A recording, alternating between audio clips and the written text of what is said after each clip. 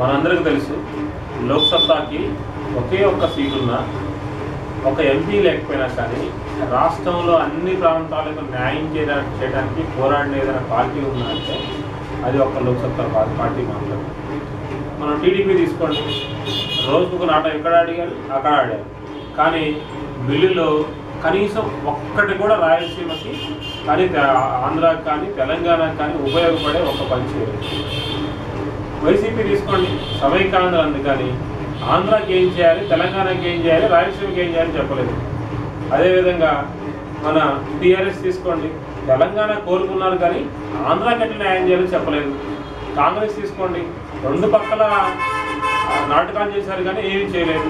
BJP తీసుకోండి, BJP కూడా లోక్సత్తా ప్రతిపాదించిందే నిన్న ప్రతిపాదించింది తప్పితే వాళ్ళు కొత్తగా ఏం ప్రతిపాదించింది. లోక్సత్తా రాయలసీమకి ఏ విధంగా న్యాయం జరగాలో క్లియర్గా చెప్పింది.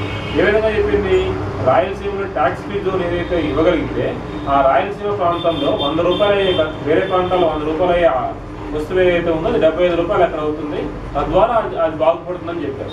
అదేవిధంగా అక్కడ రాయలసీమలో రోడ్లు బాగుపడాలి, తర్వాత వాటర్ కావాలని ఆ బిల్లు అమెండ్మెంట్ చేయడానికి లోక్సత్తా పోరాటం చేసింది.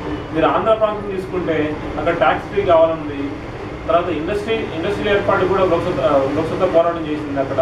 అదేవిధంగా ప్రత్యేక ప్రతిపత్తి కోసం కూడా లోక్సత్తా చేసింది. ఇప్పుడు తెలంగాణకు వస్తే 4,000 మెగావాట్ ప్రాజెక్ట్ కోసం లోక్సత్తా చెప్పింది. తెలంగాణ రోడ్ల లోక్సత్తా చెప్పింది. తెలంగాణ హైదరాబాద్కి ఉండి ఆ ట్యాక్స్ని తెలంగాణకు ఉపయోగపడే విధంగా చేసింది.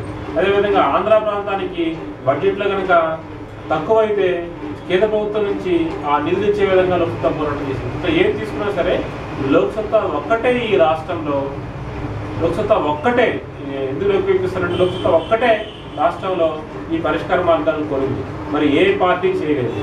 ఒక్క ఎమ్మెల్యే ఉంటే మేము ఏం చేయగలిగాము, మాకు ఒక 10 మంది ఎంపీలు కనుక ఉంటే అసలు ఈ రాష్ట్రంలో ఈ గొడవ లేకుండా చేసేవాళ్ళు.